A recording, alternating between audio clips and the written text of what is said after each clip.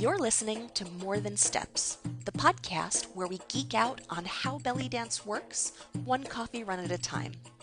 I'm your hostess, Nadira Jamal.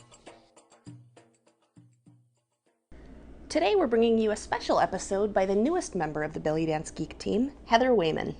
Hi there. I'm Heather Wayman, assistant teacher and team member at the Belly Dance Geek. Today I want to share with you 3 ways to overcome moody veil moments. Have you ever embarked on what you were sure was going to be a lovely, flowing, and masterfully elegant veil piece and ended up with your veil wrapped around your face? Or maybe that fabulous 2-handed veil movement ended up with the corner stuck under your foot, only to raise your hand in a dramatic flick, sans veil. Several years ago, I was competing in my second professional cabaret competition. At the end of my piece, I planned to pick up the veil with my foot, toss it up into my hand, and glide off the stage with it. Hat tip to Isis of Texas for her trademark veil trick. Things didn't go quite as planned. Not once, but twice. It's bound to happen at some point. The dreaded veil disaster. But it doesn't have to be a disaster. You can come out looking like a veil genius by practicing damage control scenarios. In many cases, your audience may never know that you had a mishap, even if you're dancing in a group. We've all seen it and felt so bad when a dancer is stricken with an unruly veil that seems to have a life of her own. That witch.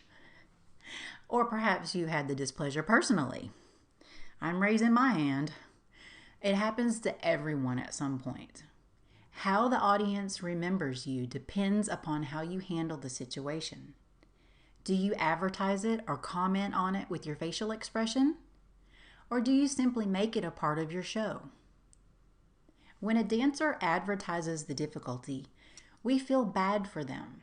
We want things to go well for the performer. However, when we see a mishap that is made out to be a part of the performance, we may feel a little twinge of, oh no, for the dancer, but it doesn't stand out in our minds long after the show is over. We're able to get past it quickly and enjoy the rest of the performance.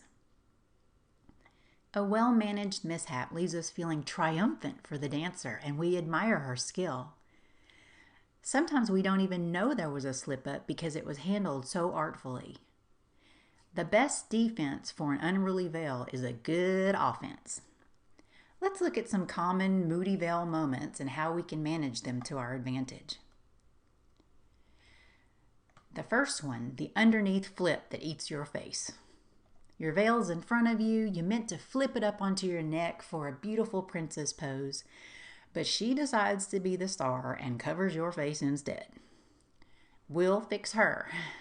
If she's only partly covering your face and not your hair, you could bring both of your hands together in front of your face while you smoothly move your head back and forth to release the veil. Then, open both hands again using taffy or wave hand motions as you reveal your wonderfully calm and triumphant face. Now, if the veil is too far over your head and you can't free it with the head movement, you could try releasing yourself from underneath. Maybe using some willowy ribcage waves as prep before you lift both hands and emerge from underneath the veil like a monarch butterfly from a cocoon. Number 2, your veil thinks it's a turban. Sometimes she's just extra naughty. Now, you could pull her off like you've been set upon by a hive of angry bees. Or you could go in from the front and underneath with grand mystery. Add a level change before you slide your fingers along the front lower edge to reveal your magnificent self and continue like the star that you are. And then the third one is when your flick turns into a flop. You lose your hold on a single or a double hand flick or any other move. No worries, you meant to do that and it was awesome. Hat tip to Nadira for teaching me that handy sentiment. Because now you get to show the world your beautiful wrist circles as you bring your empty hand back down to meet your veil. Take your time. Go ahead. Milk it. Then you'll most likely want to regain your double hand hold. What you do between the mishap and the regaining of your hold depends upon what you were doing when the hold was lost. The choices are infinite. They can include wrist circles, seaweed arms, dramatic sweeps and flourishes with the upper body, etc. Regaining the hold is simple. Bring your free hand in to meet your veiled hand. Place your free thumb under the veil, touching the back of your other thumb, and your pointer fingers on top of the veil. Pull your veiled hand upwards, over, and slightly behind your shoulder as you slide your previously free hand along the edge of your veil until you get back to your preferred hold. Whatever happens and whichever strategy you employ, don't rush into it. Take a breath. Give yourself 4 counts or so in the mishap before you emerge. The natural response, especially if you're in a group piece or a choreography, is to not miss any of the planned moves. However, that will surely advertise that you had a mishap. So what if you drop an 8 count of moves?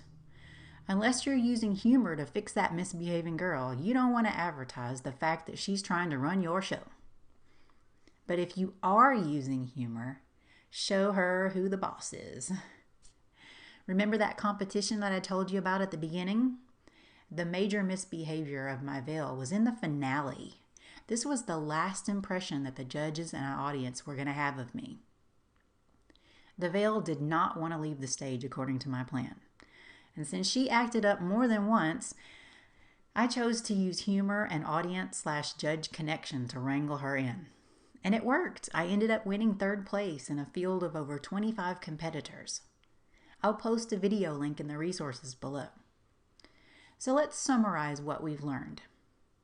How the audience remembers you after a veil mishap depends upon how you handle it. You can avoid advertising the unruly veil by practicing several ways to overcome different moody veil moments. Simply make them a part of your show. Alternatively, you could use humor to redirect a veil into doing what you want. But above all, remember that you are in charge. Don't rush. Take a breath before you emerge. It's your show. Rock it. Thanks for listening. For more geektacular resources, visit bellydancegeek.com.